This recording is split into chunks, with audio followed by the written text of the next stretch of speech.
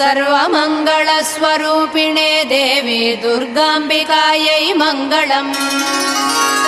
मङ्गलम् कनकाम्बरधरे मङ्गलम् विजयाचलवासिने सर्वगुणसम्पूजिते देवी नित्यम् भवतु मङ्गलम्।